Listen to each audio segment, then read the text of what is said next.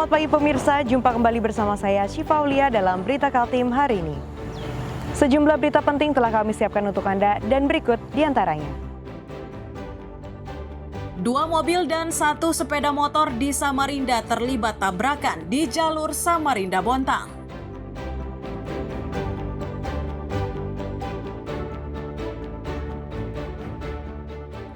Lumpur yang menutupi jalan kawasan Rinding Berau meresahkan pengguna jalan.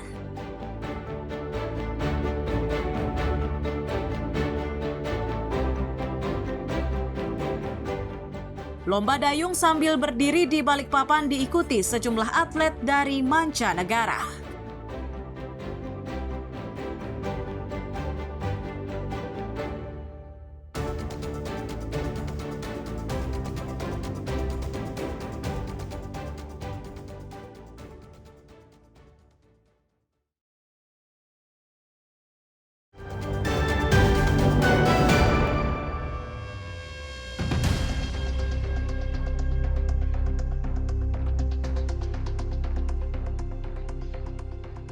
Warga yang berada di sekitar Jalan Poros Samarinda-Bontang kawasan Samarinda Utara Minggu sore mendadak geger.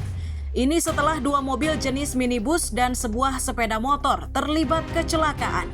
Peristiwa ini menyebabkan 2 pengendara harus dilarikan ke rumah sakit karena mengalami luka-luka. Kecelakaan terjadi akibat pengemudi sebuah minibus yang melaju dari arah Samarinda menuju Bontang diduga tak mampu mengendalikan kemudinya. Mobil pun melaju liar hingga ke lajur kendaraan dari arah berlawanan. Nahas, di saat bersamaan, sebuah mobil yang mengangkut penumpang dari bandara melaju ke arah Samarinda muncul. Situasi tidak menguntungkan tersebut menyebabkan kedua mobil bertabrakan. Sebuah sepeda motor yang melaju di belakang mobil bandara tak lagi sempat mengurangi kecepatan hingga akhirnya menabrak taksi tersebut. Juga itu yang jeruduk, yang di depan jeruduk. Yang depan? Iya, ini sama-sama kami berdua dari atas, dari bawah sini kan. Sama-sama itu jeruduk begini. Itu yang hantam. Itu yang hantam ya? Yang ini pesoknya ini gara-gara dihantam Mio itu nah. Motor Mio tuh omku juga. Dari belakang ya? Ya. Dari belakang. Dia merem kan ini langsung. Ini sudah merem, bukan merubung. Berarti yang motor tuh kaget ya? Makanya. Kaget. Ini nabrak ini. Aku tahu posisinya ini karena aku di belakangnya ini. Di belakang. Dari bandara mau ke kota. Ah, begitu di tanjakan ini seperti apa tadi Om Deng? Dari tanjakan itu saya posisi tepat Ah, di sebelah kiri ya? sebelah kiri tetap. Oke. Anunya. Cuma yang dari atas itu sudah ngambil jalur lain dia. Oh, ke kanan Deng ya? Ya. Oh, setelah itu enggak sempat ngerem Om Deng? Kalau saya dia enggak sempat ngerem dia. Oh, berarti pas hantam tengah ya? Anda tanya Pak. Hantam Polisi yang tiba di lokasi kejadian dengan dibantu warga segera memindahkan 2 mobil yang terlibat kecelakaan. Itu dilakukan agar arus lalu lintas tidak semakin macet panjang. Iswanto dan Amir Hamzah melaporkan dari Samarinda.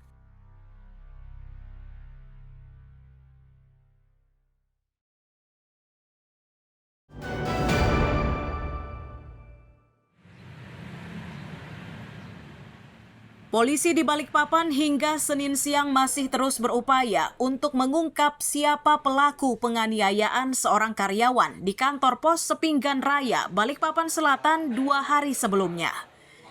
Dari penyelidikan awal diduga aksi penganiayaan ini dilatari oleh upaya perampokan. Namun begitu polisi masih berupaya untuk membuktikan dugaan tersebut. Kanit Reskrim Polsek Balikpapan Selatan mengaku masih berupaya mengungkap perkara perampokan yang menyebabkan salah satu pegawai pos terluka akibat serangan pelaku. Untuk mengungkap kasus ini, Unit Reserse Kriminal Polsek Balikpapan Selatan dibantu Unit Jatanras Polresta Balikpapan dan Polda Kaltim telah meminta keterangan 3 orang saksi. Mereka adalah warga yang pertama melihat kejadian, anak korban, dan 1 warga yang tinggal di sekitar lokasi. Mulai dari kejadian di hari Sabtu tanggal 13 itu, kami dari pihak kepolisian di backup dari Jatanras Polda Kaltim, Jatanras Polres, dan Unit Reskrim Polsek Balikpapan Selatan. Mulai dari pertama awal kejadian, kami masih tetap melakukan penyelidikan. Ya, kami mengumpulkan bukti-bukti atau petunjuk-petunjuk lain di TKP maupun di sekitar TKP. Ya, Jadi dalam hal ini kami dari kepolisian masih tetap selalu berusaha untuk mengungkap kasus ini. Jadi mungkin rekan-rekan atau masyarakat yang punya informasi-informasi sekecil apapun, silakan disampaikan ke kami. Ya, intinya pihak kepolisian baik dari Polda Kaltim Jatandras, Polresta Balikpapan dan unit Reskrim Polsek Balikpapan Selatan sampai hari ini masih tetap bekerja melakukan penyelidikan untuk mengungkap kasus pencurian dengan kekerasan ini. Perkara dugaan perampokan di kantor pos diketahui oleh warga saat salah seorang pria yang diduga pegawai di kantor tersebut dengan kondisi terluka meminta tolong kepada warga. Pria itu selanjutnya dilarikan ke rumah sakit guna mendapatkan pertolongan medis, sedangkan perkara dugaan perampokan dilaporkan ke polisi. Ruslan dan Amir Hamzah melaporkan dari Balikpapan.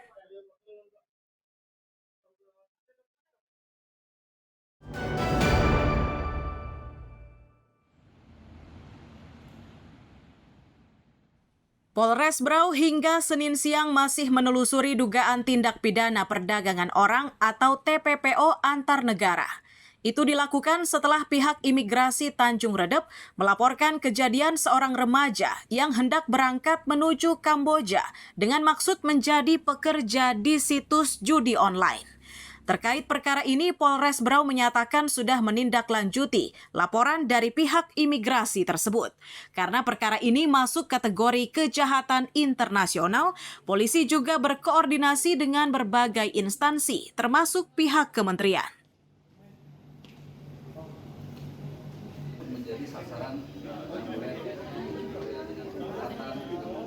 Karena memang sudah bukan suatu fenomena ya, ini suatu hal yang aktual. Karena tindak pidana perdagangan orang ini kebanyakan dilempar ke Kamboja, apalagi warga negara Indonesia ya. Ini sudah bukan lagi kasus nasional, tapi sudah kasus internasional ya. Tentunya ini memerlukan adanya suatu kolaborasi kejahatan internasional dengan beberapa pihak, kerjasama hubungan dengan antar negara. Dari Polres sendiri kan kemarin katanya imigrasi sendiri kan sudah melaporkan hal itu kepada pihak kepolisian. Kita tindak lanjuti. Tidak lanjuti. Ya, kita tindak lanjuti dengan masalah. Sudah berproses. Sudah berproses. Ya, kita tindak lanjuti. Nanti kita tanyakan laporan kemajuan perkaranya seperti apa. Tapi pasti kita tindak lanjuti. Dari temuan ini, imigrasi makin memperketat pengawasan permohonan paspor, khususnya bagi masyarakat yang hendak berangkat menuju negara yang dianggap rawan terjadi perdagangan orang seperti Kamboja. Miko Gusti dan Amir Hamzah melaporkan dari Kabupaten Berau.